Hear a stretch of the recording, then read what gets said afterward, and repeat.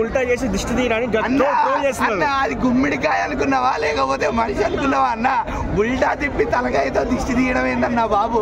బోయపాటి బాలయ్యకే సాధ్యం. Of course సినిమాలో అది ప్రెజెంట్ చేసిన పద్ధతి ఓవర్గా అనిపించలేదు. ఎందుకు చెప్తున్నా ఫైట్స్ ఓవర్ లేవు అంటే, పంచభూతాల్ని ఆధీనంలో పెట్టుకున్న ఒక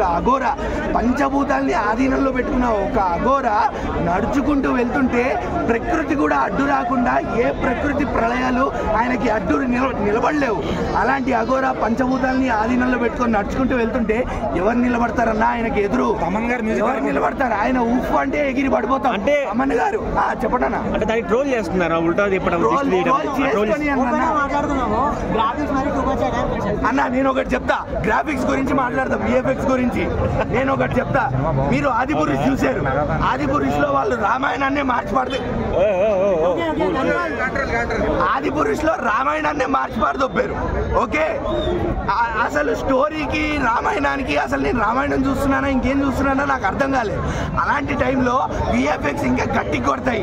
ఏంద్రానైనా చిన్నపిల్లలు తీసుకొచ్చిరా సినిమా చేసిరా ఏంద్రా ఇది అని చెప్పి నాకు సనాతన ధర్మాన్ని గురించి డ్రగ్స్ ఎక్కిస్తూనే ఉన్నాడు. ఇట్లాగా హనుమంతుల వారు కనిపించారు, నరసింహస్వామి కనిపించారు, శివయ్య కనిపించారు. బాలయ్య రూపంలో శివుడు తాండవం చేస్తుంటే ఎలా ఉంటుందన్నా? నాకు అలాంటి టైంలో స్టోరీ కనిపిస్తోంది. బాలయ్య బాబు గారు స్క్రీన్ మీద ఉన్నారు, అఘోరా వేషంలో పంచభూతాల్ని ఎలా ఆధీనంలో పెట్టుకున్నారో కనిపిస్తుంది నాకు.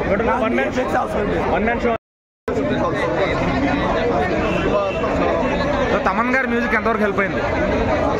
ఆయన మ్యూజిక్ కొట్టలేదండి.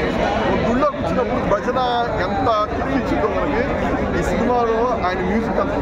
అంటే ఇలాంటి స్టోరీ పాయింట్తో హిట్ కొట్టడం బాలయ్య బోయపాటి గారికి సాధ్యం అనుకోవచ్చా?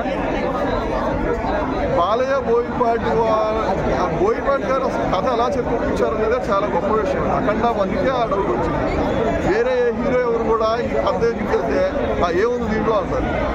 బట్ వన్స్ బాలయ్య గడ్డం వేసుకొని కనపడగానే బోయపాటి గారు కూడా క్లియర్ అయిపోయాడు. ఎస్, ఈ సినిమా. సో వాళ్ళిద్దరు మాత్రమే చేయగలిగే సినిమా. సో ఈ సినిమాలో డివోషనల్గా హిందీ ఆడియన్స్కి ఎంతవరకు కనెక్ట్ అవుతుంది? వాళ్ళైతే పిచ్చెక్కిపోతారండి. మనకేంటంటే మన తెలుగు వాళ్ళకి మిలిటరీగా మనకి భక్తి అనేది చాలా ఎక్కువ, నార్త్ వాళ్ళకి ఇంకా. సో వాళ్ళు ఇంకా పిచ్చెక్కిపోతారు. ఆ హనుమాన్ రిఫరెన్స్ కానీ శివతాండవం ఉంటుందండి. ఆ షార్ట్స్ చూస్తే బోయపాటి గారిలో ఇంత రైట్ ఉన్నాడా అనిపించింది. ఎక్సలెంట్. ఇప్పటివరకు ఆయన మాస్ రొట్టగొట్టుడు కొడితే జనాలు బైక్ వేస్తారు. ఎస్, సిద్ధు కొడితే రాస్తారు, బాలయ్య బాబు కొడితే రాస్తారు అనేది అభిమానం. కానీ దేవుడు కొడితే ఎవడైనా అభిమానం అనేది శాస్త్రం.